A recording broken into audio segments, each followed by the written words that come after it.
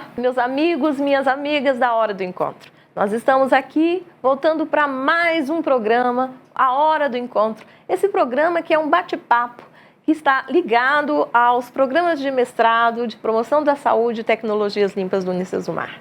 Eu sou a professora Tânia, vocês já me conhecem. Nós estamos aqui semanalmente trazendo convidados que podem falar para a gente sobre as suas pesquisas, que estão sendo feitas junto com os alunos do mestrado, no caso do programa de promoção da saúde, também alunos do doutorado. E acho que é uma forma de aproximar essas pesquisas, aproximar a ciência da população, que muitas vezes até fica achando que o que esse pessoal estuda tanto e isso resolve pra gente, o que muda nas nossas vidas? Pois o programa Hora do Encontro busca mostrar isso, a importância da ciência. E hoje nós recebemos aqui com muito prazer e mais uma vez, porque ela já é convidada, já foi convidada em outras vezes, a professora doutora Márcia Andreazzi, que é zootecnista e que é também, além de professora na graduação, atuando no curso de veterinária, ela também é a coordenadora do mestrado em tecnologias limpas. Esse mestrado tão importante, tão inovador,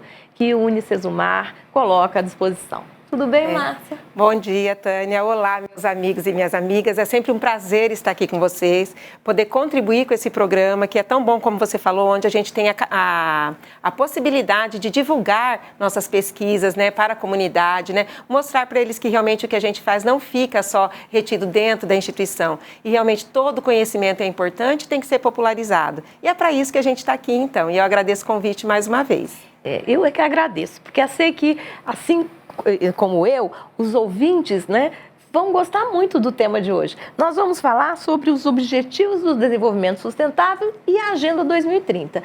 Muita gente pode não saber exatamente o que significa, mas com certeza já ouviu sobre isso, porque é um tema que está, hora ou outra aparece num programa, no jornal, e então vamos explicar para as pessoas o que significa Objetivo do Desenvolvimento Sustentável e o que é a Agenda 2030, para a gente começar o nosso bate-papo. Isso, muito bem. Mas antes, vamos falar um pouquinho, então, dos objetivos que precederam os ODS, Tânia? Os chamados ODMs, Para quem não sabe, a gente tinha os chamados Objetivos do Desenvolvimento do Milênio. Esses objetivos, então, tanto os ODMs quanto os ODS, foram criados pelas Nações Unidas, pela Unesco. E aí, o que aconteceu? Na virada do milênio, ou no final do milênio, houve toda uma preocupação com relação à qualidade de vida das pessoas, a qualidade do meio ambiente, pensando no planeta como um todo, como uma casa comum. Então, foram criados os chamados Objetivos do Desenvolvimento do Milênio, que tiveram uma vigência de 2000 até 2015. Esses objetivos, pessoal, eram somente 8 objetivos, E eles tratavam mais de pontos associados a populações vulneráveis. Então, violência contra a mulher, a questão da educação, a saúde, E ele teve um caráter um pouco mais assistencialista, Justamente para colaborar um pouco mais, melhorar a qualidade de vida dessas populações vulneráveis. Tanto que os maiores envolvidos eram organizações não governamentais. E eles conseguiram muitos resultados positivos no final da vigência desses chamados ODMs. Só que é lógico que mesmo tendo os resultados positivos, muitas lacunas foram verificadas. E o que a gente percebe? Que para nós termos realmente um planeta que vai garantir uma boa qualidade de vida para todos, muitos objetivos ainda deveriam ser criados e alcançados. E não somente envolvendo populações vulneráveis. Lógico que eles merecem, têm importância, mas tinha que ser mais amplo. E nesse momento, então, na vigência de 2015 até 2030, foram criados, então, os chamados ODS, Objetivos do Desenvolvimento Sustentável. E de 8 objetivos, nós saltamos para 17, muito mais objetivos. E outra questão que eu queria apontar para os nossos ouvintes é que também a questão ambiental, nos chamados ODMs, ela ficou um pouco à margem desses objetivos. Ela não era o foco mais importante. Como eu falei, estava trabalhando mais com questão de qualidade de vida dessas populações mais carentes, mais vulneráveis. Já nos ODS, a preocupação ambiental tomou um corpo um pouco maior. Tanto que dentro de vários objetivos sempre tem uma menção a alguma questão ambiental. Por exemplo, pensando nas questões relacionadas à água, mas tanto água doce, vida na água como um todo, água doce, água salgada, pensando na questão de energia, de fontes de energias renováveis, né? Pensando realmente na produção e no consumo sustentável. Então, como a gente pode ver, eles são muito mais amplos, né? Então, foram criados esses chamados ODS. Esses ODS, então, a gente já está aí, nós estamos em 2020, gente, faltam só 10 anos para a gente tentar alcançar e cumprir alguns desses objetivos e de suas metas. E o que eu queria salientar também, Tânia, é que assim, esses ODS, como eu falei, eles foram criados pelas Nações Unidas. Então, nós temos 169 metas dentro desses ODS. Só que cada país pode adequar essas metas dentro da sua realidade. Então, é importante a gente falar que no caso do Brasil, para nós temos mais metas, são 175. Por quê? Porque o Brasil é um país com dimensões continentais. Ele é muito grande, a gente tem muitos problemas dentro do mesmo país. Então, muitos objetivos a serem atingidos dentro do mesmo país. Então, cada país trouxe esses objetivos para a sua realidade, adequou, melhorou, aumentou, né, de acordo com aquilo que realmente ele precisava fazer. E no caso do Brasil, então, nós temos 175 metas. São os mesmos 17 objetivos, mas muito mais metas. Pensando, gente, em várias esferas, a gente pensa, então, não só, como eu falei, em questões ambientais, em questões sociais, em questões de educação, de saúde, de violência. Então, os ODS, eles são muito amplos. E qual que é o objetivo geral disso? O objetivo geral, gente, é uma agenda, é um protocolo de vida. Na realidade, quando a gente soma tudo isso, é o quê? É para garantir uma boa qualidade de vida para as pessoas, né? Tanto das pessoas que estão agora, nesse momento, em passagem pelo planeta, como das gerações futuras. Então, a gente tem que pensar que, poxa vida, nós merecemos ter uma boa qualidade de vida, nós merecemos ter acesso à educação de qualidade, à saúde, à não violência, à paz, à prosperidade, né? Então, é um protocolo para as pessoas, para uma boa qualidade de vida e, logicamente, para que os seres humanos, as pessoas tenham uma boa qualidade de vida, a gente também tem que cuidar do planeta, né, Tânia? Sim. Porque se não cuidarmos das questões ambientais, o que vai acontecer? Isso vai afetar a nossa qualidade de vida, né? Então, é muito importante a gente ter essa visão macro e saber que cada um de nós tem, sim, como contribuir com o alcance desses objetivos, já que são 17 objetivos e tantas metas, né, Tânia? E, assim, o que me chama a atenção como as coisas se articulam, né? Quando a gente fala, por exemplo, na Política Nacional de Promoção da Saúde, ela vem trazendo a necessidade da cultura da paz, dos direitos humanos, sim, destacando nos seus temas transversais a questão da igualdade de gênero, quer dizer, igualdade entre homens e mulheres, que também está posto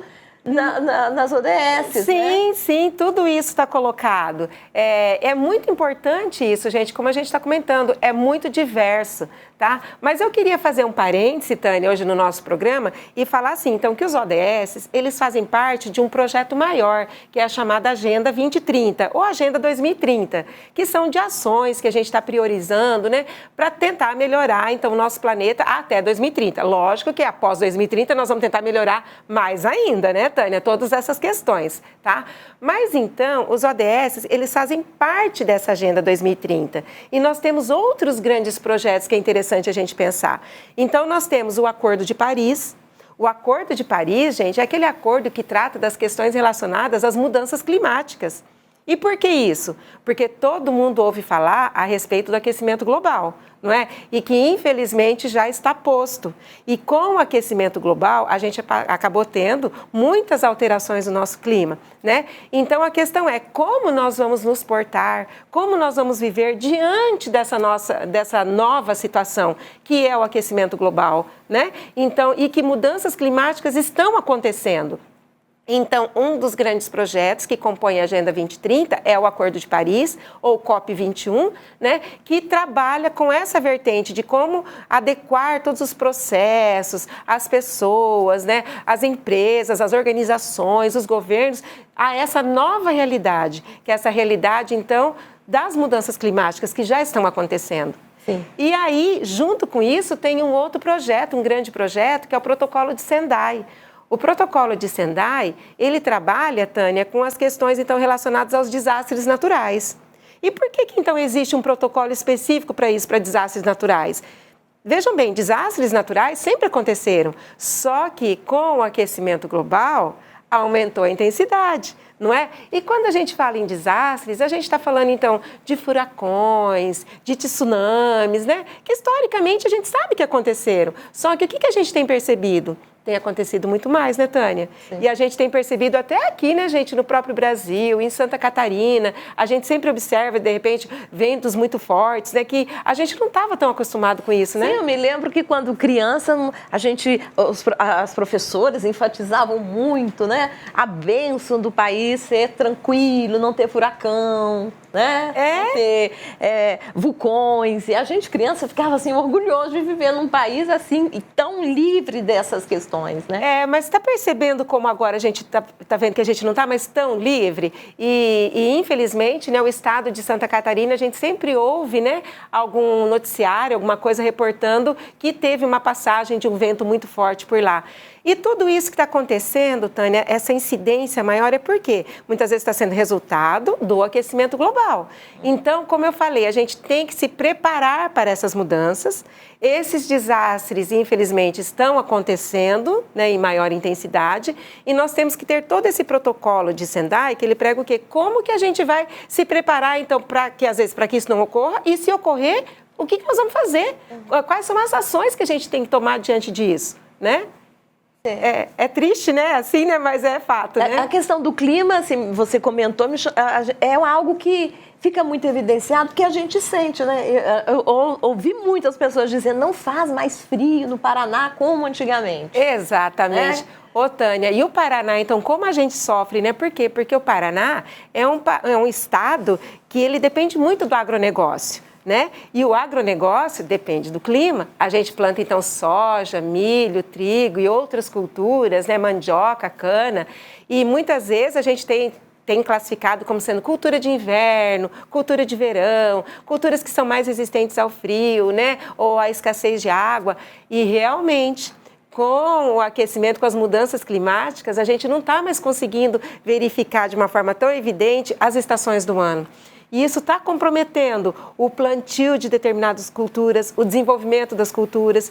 Então, realmente, o Paraná e outros estados brasileiros, já que o Brasil realmente é um grande celeiro, né, um grande produtor de alimento, né, ele tem sofrido muito com essas questões, né? E a gente sente na pele, porque nós mesmos conhecemos várias pessoas que são produtores rurais, né, Tânia? Sim. Que estão muito próximos da gente e que comentam isso, né? Então, de repente, uma geada fora de época, uma escassez de água fora de época, um excesso de água no momento que não era para ter um excesso de água, né? E por aí vai. E assim, é mais do que as pessoas imaginam, porque compromete, por exemplo, economicamente falando, você vê... a questão das lojas. As lojas se preparavam para o inverno. Sim. E todo mundo tinha que correr para comprar roupa, porque assim, você precisava, você não podia ficar, né, sem roupas bem quentinhas e confortáveis para você aguentar o frio. Eu estou falando notadamente aqui do Paraná, porque em 84 eu vim para cá, mudei para cá e senti assim um frio enorme, né? Não estava acostumada com aquele frio. E já faz acho que uns 2 anos que eu não preciso muito renovar o guarda-roupa, porque o frio é muito pouco tempo. Não vale meu marido fala, não vale a pena a gente comprar roupas assim. Exato. Nossa. E isso impacta a economia, né? As lojas, enfim, acho que nem se preparam mais daquela forma de antes, com tantas novidades, porque realmente vai esfriar e deu, né? Alguns dias foram frios, mas não é mais como era. Tânia, bem colocado, Tânia, para ver como é que quando a gente fala, quando as pessoas pensam assim em mudanças climáticas, eles pensam que é algo que está distante. Isso, outro. E pensa só no clima em si, mas você tem que pensar nessas consequências dessas mudanças, que é isso que você colocou. Às vezes um lojista que é amigo seu está sofrendo com isso de uma forma indireta, tá? E voltando até a falar então da questão do agronegócio, como a gente também sabe, o comércio, por exemplo, na nossa região, ele depende muito dos agricultores, né, dos produtores, né, que a gente tem. É lógico que depende de várias outras pessoas de outros segmentos, né, do mercado, mas bastante também dos produtores. E é bem isso, se os produtores não têm safras que têm uma boa produção, isso vai impactar a economia, né, de todo mundo. Então as pessoas têm que se sentir incluídos nesse processo, que essa questão das mudanças climáticas, elas estão acontecendo e estão impactando todos. Então eu ouso falar que impacta também, impacta na saúde, impacta a educação, impacta o comércio, a economia, impacta todo mundo. Então o que a gente tem que fazer? Para que vocês percebam que nós fazemos parte desse processo e que o aquecimento não aconteceu porque ele quis, porque também aconteceu muito por ações antrópicas e que muitas vezes nós fomos os culpados. Às vezes de forma inconsciente, né, Tânia? Mas nós fomos, né? Com o desmatamento, que a gente já conversou aqui no programa passado, né? Com a queima de combustíveis fósseis, né? A gente eliminou tantos gases, né, de efeito estufa, né? E outros fatores que acabaram levando a essa situação que a gente está e que hoje está batendo na porta da nossa casa, né, Tânia? E a tendência é, se nós não colocarmos o pé no freio, é a situação piorar. Piorar, né? Nós estamos aqui hoje na Hora do Encontro, esse programa ligado ao mestrado em promoção da saúde e tecnologias limpas do Unicesumar, conversando com a professora doutora Márcia Andreazzi, que é zootecnista, pesquisadora, coordenadora do mestrado em tecnologias limpas. Esse é um programa muito importante, né? E ele, por ser interdisciplinar, ele congrega profissionais de diversas áreas. Sim. A gente sabe que isso é eu acho que é um grande diferencial do programa. E nós estamos hoje falando sobre os Objetivos do Desenvolvimento Sustentável, Agenda 2030, vamos dizer assim, esse assunto que parece que não tem muita importância para a minha vida. É uma discussão lá dos governantes, né, que se reúnem, e como as pessoas andam cada vez mais descrentes dos políticos, eles se reúnem lá para comer, beber e discutir, essa agenda não tem nada a ver comigo. E a gente acabou de falar aqui, a Márcia nos trazendo e colocando muito bem como impacta a nossa vida, como a gente precisa, né, ter ações, e ações que não são tão, assim, como eu poderia dizer, coisas absurdas que eu tenho que fazer. Não é isso, né, Márcia? Inatingíveis para nós. Inatingíveis, isso. Não. São coisas simples do meu cotidiano, né? Cuidar da água, né? Não sair assim, desperdiçando a água como se fosse um bem que vai durar para sempre, como se pensava no passado. Né? Exatamente. Tentando priorizar o uso de energias renováveis, né, Tânia? Sim. Porque o que a gente fala tanto também, que é um dos objetivos, um dos ODS, traz essa questão das energias renováveis, né? É porque realmente a gente tem que tirar um pouquinho essa dependência dos combustíveis fósseis, né? Porque esses combustíveis são eles também que fazem grande parte desse processo do aquecimento global, né? Das emissões de gases de efeito estufa.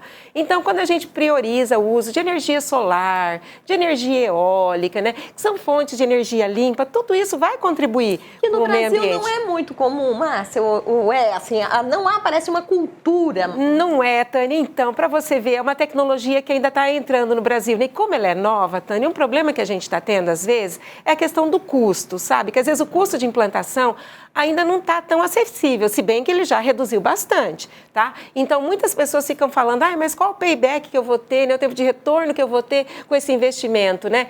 Mas a tendência é que o valor vai diminuir. Pensa bem, como eu falei agora há pouco, nós temos um país com dimensões continentais. O nosso litoral é extenso, muito vento no litoral, perfeito para energia eólica, né? Então, a gente pode instalar vários parques eólicos no Brasil. Já existem vários no Nordeste, né, Tânia? E aí a tendência é que mais sejam instalados. Então, é esse tipo de processo que tem que acontecer, né? De mudança de comportamento, mudança de matriz energética, né? E a gente consumir essa energia, então, vindo. Energia solar, gente, energia solar, poxa vida, o sol está aí todo dia, né? Para todo mundo, energia. Então, pensa, o sol, a gente pode usar energia como aquecimento, energia como eletricidade, né? Então, a gente tem, sim, formas de conseguir usar novas formas de energia, né, que a gente está comentando. Sabe, Tânia, um assunto ainda que eu queria comentar, não sei se a gente ainda tem tempo, falando de energia, mais um dos protocolos que a gente tem dentro da Agenda 2030 é o Urban 3. Esse processo Urban 3, ele trata a respeito das cidades, né? Que é o quê? Como construir, como estruturar cidades nessa nova realidade que nós estamos vivendo. Aí, porque a gente pensa o quê também? A gente pensa que muitas pessoas migraram do campo para a cidade, Nós sabemos disso, né, que a migração, o êxodo rural aconteceu. Hoje em dia, isso é fato, né, não é só no Brasil, né, no mundo inteiro, a maioria das pessoas se concentram nas cidades e que as cidades, então, elas devem ser melhor estruturadas. Nós, até a gente está bem assim, né? Porque Maringá foi uma cidade estruturada, né, Tânia? Sim. Ela tem avenidas amplas, avenidas largas, bem arborizada. Mas é uma exceção. É uma exceção, exatamente. Mas as cidades, a partir de então, elas têm que ser melhor estruturadas para essa quantidade de pessoas que estão inflando essas cidades e pensando em como oferecer esgoto, saneamento básico para essas pessoas na cidade, né? Moradia, o fornecimento de água para essas pessoas, tudo isso tem que ser muito bem pensado por engenheiros, arquitetos, né? E diferentes outros estudiosos, né? Ou profissionais da área. Por quê? Para garantir uma boa qualidade de vida das pessoas na cidade, né? Eu acho assim também que aquela ideia antiga de que assim, século XIX, nós temos isso muito forte no Rio de Janeiro, quem é da área de história estuda um pouco né, o processo de urbanização do Rio de Janeiro, o prefeito Moreira Passos, vamos tirar do centro os pobres, né? Vamos colocá-los mais distante, onde eles não são visíveis, e isso vai melhorar a cidade. Sim. E isso agora está, né? Quer dizer, não só agora, mas já há um tempo, mas agora quando a gente reflete sobre a Agenda 2030 ou 2030, como você diz, a gente vai vendo que as coisas estão retornando para nós, como uma consequência disso. Sim. E que a cidade precisa ser organizada num todo para todos. Nossa, perfeito. É isso mesmo, Tânia. Esse é o objetivo do Urban 3. Então, que é eu volto a dizer, é mais um dos protocolos que a gente tem dentro dessa agenda, né? E que, lógico, é importante. A gente falou aqui, então, hoje a respeito de vida rural, né? A gente comentou aí do aquecimento global, as mudanças climáticas afetando o meio rural, mas também a gente está falando que existe essa preocupação com o meio urbano, né? A vida das pessoas no meio urbano, a questão de transporte, né, Tânia, também tem que ser pensado. Tudo isso tem que ser estruturado, né, gente? Não pode fazendo daquele tipo do jeitinho, né? Amplia aqui, amplia ali, estica aqui, estica colar, né? Não pode mais ser assim, né, Tânia? E é interessante, de novo, eu venho trazer a questão da saúde, que eu estou ligada mais diretamente ao mestrado de promoção de saúde, a gente tem as cidades saudáveis. Sim. Então, o que é a cidade saudável, se não essa cidade em que toda a população é beneficiada e não só algumas áreas da cidade. Né? E para ter uma cidade saudável e a população saudável, e aí pegando de novo o lado do ambiente, né, Tânia, porque aqui o tempo todo está articulado, os espaços verdes, que quando uma cidade ela é projetada ou é bem estruturada, ela tem que contemplar os espaços verdes, né? Porque a gente tem que pensar na saúde do indivíduo como um todo, a saúde mental dele, né? Então, realmente, nós temos que ter esses parques verdes, áreas onde a pessoa vai ter realmente jardins suspensos, porque nós já sabemos, isso já está comprovado, que isso melhora a qualidade de vida das pessoas. Logicamente que melhora o ar também que nós respiramos, né? Porque a gente tem todo o benefício das plantas, mas melhora a qualidade de vida das pessoas, né? Eu me lembro eu morei um tempo em Salvador e no deslocamento de casa para o trabalho, eu passava por um lugar, assim, pela orla, um lugar belíssimo, todas as manhãs. Era prazeroso ir trabalhar para aquele momento. Exatamente. De passar ali naquele momento lindo da cidade de Salvador. Né? E assim, a gente tem várias outras cidades que, quando são cuidadas, quando os políticos, as pessoas responsáveis, os gestores pensam na cidade, cuidam da cidade, isso nos faz mais feliz de viver ali. Eu acho que isso é muito importante. Olha, prazer, felicidade, melhora o seu humor, melhora a sua vida. Sim. Né? Melhora a sua vida. Melhora a nossa vida, o nosso relacionamento com o outro. Então, as coisas... A Agenda 2030, ela é muito mais ampla do que a gente pode imaginar num primeiro momento. Ela tem a ver com a nossa vida, com a minha vida, com a sua vida, com a nossa comunidade, né? Só para finalizar, então, Tânia, só quero colocar isso que eu falei alguns momentos aqui, né? Lembra disso? Gente, é uma agenda mundial para as pessoas. As pessoas. Sim. Nós estamos aqui, é para as pessoas. Tudo que é feito pensando nas pessoas, tá? E isso é bom a gente gravar. E nós temos que nos incluir, então, óbvio, porque é para nós, né? A gente cuida da nossa casa, o lugar onde a gente mora, onde está a nossa família, a casa é o lugar onde a gente mora, né? Exato. Então, a cidade também, o planeta. Eu acho que essa ideia do planeta como a nossa casa é algo muito forte. É a nossa casa comum. É a nossa casa comum. Isso. Gente, olha como a hora do encontro passa rápido quando a gente está num papo gostoso, falando de um tema importante, interessante. E tá vendo? São pesquisas que são feitas no mestrado em tecnologias limpas, que são discutidas no âmbito da academia, mas que tem tudo a ver com você, comigo, com todos nós, né? Então, eu quero agradecer a professora Márcia. Eu que agradeço, Tânia. Dizer que é sempre um prazer recebê-la, receber os demais professores, pesquisadores do Programa de Tecnologias Limpas, porque vem nos mostrar que ciência é feita para todos nós. Muito obrigada e até a nossa próxima semana. Não perca o nosso programa. Tchau, tchau.